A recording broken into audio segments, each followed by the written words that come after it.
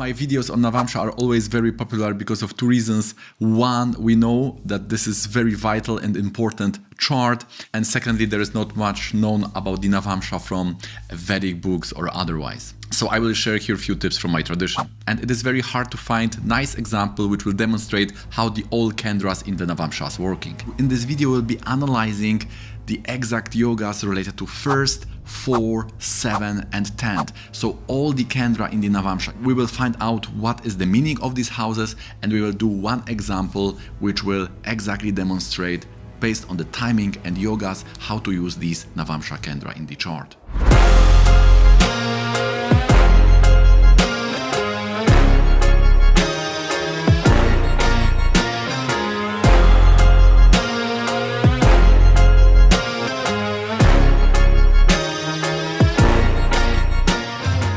And what is the kendra? These are the fundamental houses. The first is about us.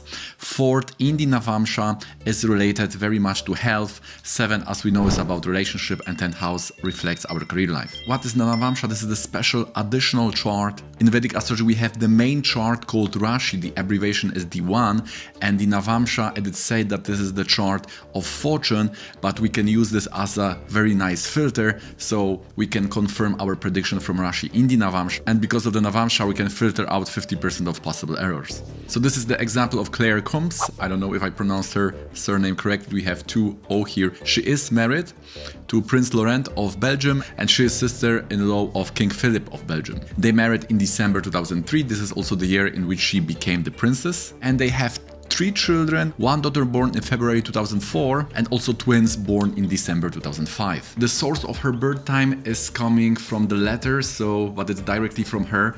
So the Rodin rating we have A. This means that we should have some skepticism, but not too much. I have checked the Rashi and Navamsha using this given birth time, and to me they are correct and they don't need any tweaking. So let us start with the obvious. She was married to Prince Laurent in Mercury Saturn. Saturn is the dispositor of the 7th Lord Sun in the Navamsha and 12th Lord in the Rasi chart. So we know in Rashi we have to see 12th house, in the Navamsha 7th house. So these lords of these houses are disposited by Saturn, so Saturn is very much nice candidate to give marriage. And this immediately brought her a big prestige because that same Saturn is in the 10th house of career life in the Navamsha. And in the Rashi, this is in 8th house, which means that she is doing that by being attached to resources of others, because this is what the 8th house exactly is showing. It can be inheritance, dowry, so this is all Saturn in the 8th house. And what's more, Upapada, the point of marriage, is also in the 3rd house, lorded by Saturn. So the 7th Lord in the Navamsha, the first kendra, right? We were saying 1st, 4th, 7 and 10. We will examine these 4 houses in the Navamsha. So 7th Lord is the kendra and it's loaded by Sun. So she is marrying the royalty. Sun is showing the prince.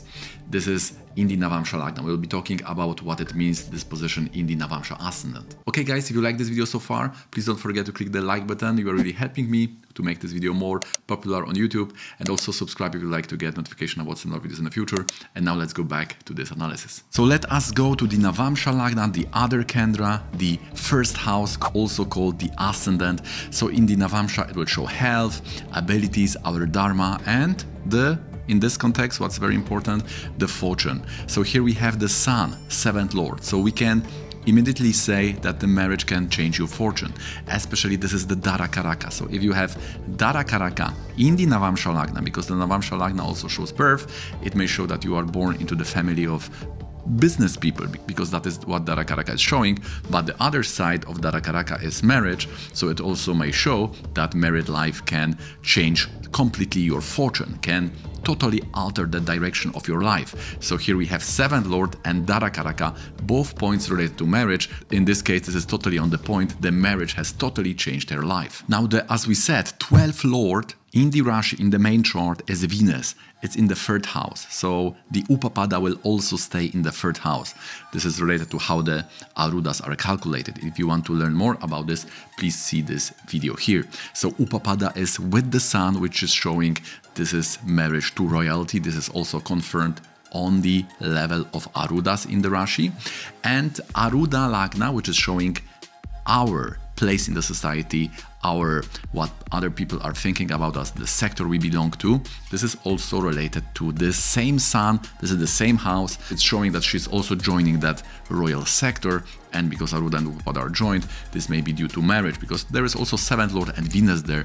So it shows there is some big impact or somehow relation, either timing-wise or cause-effect connection when it comes to relationship and image. So there is some relation of your joining other sector of government, because we know that we will go to that soon about her work, but she definitely changed to the sector of royalty now. So the Upapada and Aruda are joined and related to the sun. So both me and the spouse are belonging to this royal sector now. So she is land and property surveyor. That was her work before that change.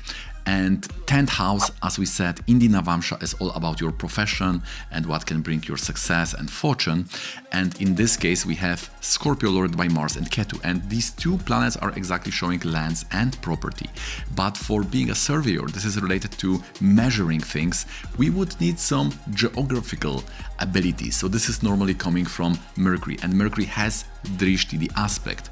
In the last video, many people were asking how the Venus is aspecting this house. So in this video also, how the Mercury will aspect the Scorpio. This is because of Rasi Drishti. This is the sign aspect. And for such things like finances and anything related to Jadatma, the things which are not living, the Rasi Drishti is the exact type of aspect we should use. So Mercury is aspecting the 10th house. In the Rashi, we see Mercury, which is showing the geographical things to do. It is joining the Aruda Lagna, which is showing again the sector, possible sector, and 10th from the moon sun, which is showing royalty, but it's also joining the Mercury, so also was enabling this person work in such sector. One super and hyper interesting things in this chart, we know that we need to take 10th Lord from the Rasi chart, from the main chart, to the chart of work Dashamsa, and this position will tell us a lot about the character of your work. And in this case, this is the sun. We should take the sun to the Dashamsa, and we see for Pisces Lagna, Pisces Dashamsa, sun would be in 8. So this is showing spiritual or charity work. When 10th Lord from Rashi is in the Moksha Trikona, 4th, 8 or 12 in the Dashamsa, person may work in spiritual or charity type of work. In this case, if you are princess, then we could say everything you do is a kind of charity, but here specifically we would say that she ended, or somehow this land surveyor career life was broken. And why it was changed? Because of Sun, Darakaraka, and Libra, right? So Sun was the 7th Lord also in the Navamsha. This is Darakaraka, and this showing the marriage, and in Libra also supporting something related to relationship. So we could say that because she married to that person, right? The change of fortune, Sun in the Navamsha Lagna, this has totally changed her career life because it's 10th Lord from Rasi chart. So this is very important root of the karma, and which is explained using the chart of work, the Shamsa. And the last kendra, the last fundamental house, 1st, 4th, 7th, and 10th, is the 4th house. And if we read the Vedic text, Vedic astrological books, we know that 4th house doesn't have the great reputation. It is called the Kharabhava, so normally it needs some kind of protection. So we say that it has to do something with the health. And also if we read Brihat Parashara Hora Shastra, for example, we get to know like combination Mars and Rahu can give lung disease when present in the 4th house in the Navamsha. And if we read her biography, there are not many events. There are only like 4, and among them we have when she tested positive for COVID. And I have checked the Dasha, and it was exactly in the Venus Mahadasha and Rahu Antardasha. So Venus period, Rahu sub period, and exactly these two planets are in the 4th house of health in the Navamsha. Of course, Rahu is here the 8th Lord because Rahu is loading the Virgo, so it will support any kind of health challenges. We know that the Rahu Mars is normally needed for this serious disease, but here is only Venus Rahu. Rahu is showing the Vata type of diseases, also related to Vata is wind, so everything, if we connect to Ayurveda, and we will see those type of diseases, so probably COVID will also qualify there. So maybe without Mars it is not so serious, nevertheless the timing is perfect. 4th house related to 8th Lord. And we know that 4th and 8th in the Navamsha are showing health issues. Exactly in that time, she tested positive for COVID. If you would like to have your chart analyzed, Rashi Navamsha Dashamsa, with the dashas, with the timing, what can happen in your life, what you can expect, finding the major issue, major challenge, major dosha in your chart and providing the main remedy, the mantra, so you can already work with your karma and correct it positively, then hit me up in the email below and we can schedule the consultation for you. Okay guys, so that's gonna be it from me. I hope you find this video interesting and informative. If you do, please don't forget to click the like button, subscribe if you'd like to see similar videos in the future, and see you in the next one.